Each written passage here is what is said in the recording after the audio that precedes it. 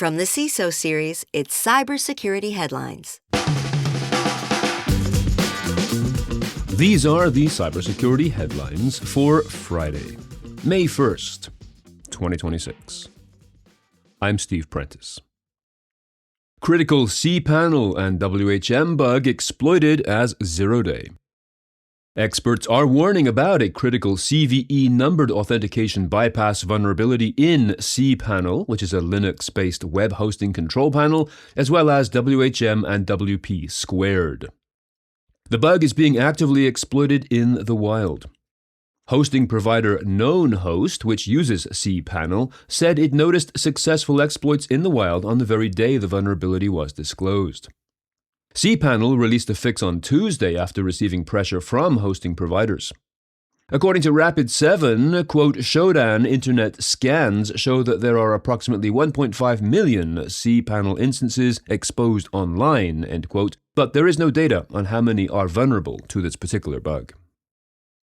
Swiss police arrest suspected members of Black Axe group. These arrests, made in conjunction with German police, followed house searches across several Swiss cantons. The 10 suspects, believed to be members of this Nigerian gang, are aged between 32 and 54 and are accused of carrying out romance scams and money laundering operations. The gang itself, Black Axe, is regarded by law enforcement as, quote, a highly structured transnational criminal organization with a global presence, end quote. Authorities believe the group has about 30,000 registered members worldwide and describe it as highly organized. HHS ponders government posture for protecting data centers. This question revolves around whether to designate data centers as a standalone critical infrastructure sector. Given that they are regularly targeted, a hearing was held Wednesday to contemplate whether the federal government currently has the right setup for defending them. Some industry witnesses and experts at the hearing of the House Homeland Security Subcommittee on Cybersecurity and Infrastructure Protection suggest that data centers be given their own standalone designation, especially in light of the boom in the building of such facilities across the country. This would follow a move already taken by the UK. New Python backdoor uses tunneling service to steal browser and cloud credentials.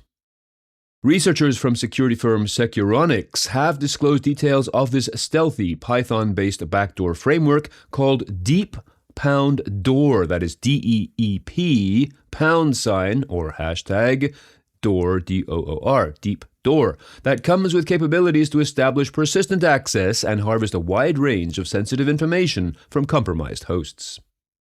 The batch script is distributed via a phishing campaign. Although it is not known how widespread the malware distribution has become, the attack chain is noteworthy in that the core Python implant is embedded directly inside the dropper script, in a way that reduces the need to repeatedly reach out to external infrastructure, thus minimizing the forensic footprint.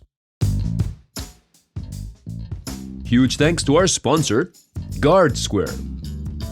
Attackers are treating your mobile app like an open book. 63% of security leaders recently detected app tampering, cloning, or unauthorized modifications. When your code runs in an untrusted environment, you need runtime self-protection and code hardening to keep attackers out. Address tampering before it starts. Learn more at guardsquare.com, that is GUARDSQUARE, guardsquare.com. Almost half of UK businesses pwned last year through phishing. According to the UK government's latest cybersecurity breaches survey released yesterday, Thursday, 43% of businesses and 28% of charities reported a cyber incident in the past year. This translates to approximately 612,000 UK businesses and 57,000 UK charities, and these numbers have not improved since the last report. The report states that phishing is the most successful penetration technique, especially impersonation emails that pose as tech support and which send employees to fake login pages. Malware, ransomware, and unauthorized access all trail some distance behind, the report says. North Korean attacks use AI-inserted NPM malware. Researchers at Reversing Labs are warning of malicious code in an NPM package as a dependency to the project by Anthropic's Claude Opus large language model. The package in question is at validate-sdk/v2, which is listed on NPM as a utility software development kit for hashing, validation, encoding and decoding, and secure random generation. However, its real functionality is to plunder sensitive secrets from the compromised environment. The package, which shows signs of being vibe-coded using generative artificial intelligence, was first uploaded to the repository in October of 2025. Reversing Labs has named this malware campaign Prompt Mink and has linked it to North Korean threat actor Famous Kolima.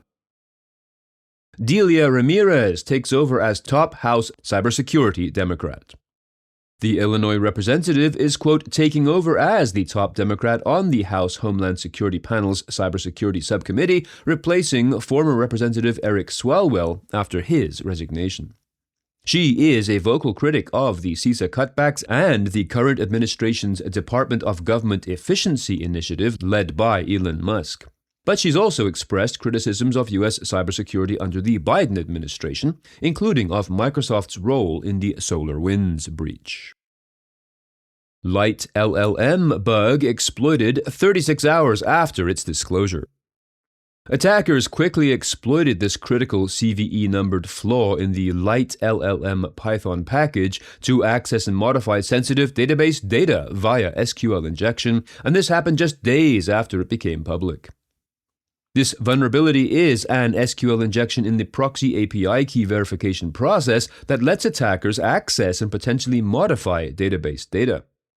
The attacker does not need valid credentials.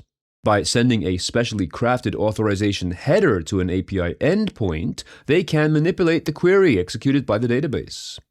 Researchers working for the SysDig threat research team have observed the attacks in the wild. If you have some thoughts on the news from today or about this show in general, please be sure to reach out to us at feedback@cisoseries.com. We would love to hear from you. I'm Steve Prentice, reporting for the CISO Series. Cybersecurity headlines are available every weekday. Head to csoseries.com for the full stories behind the headlines.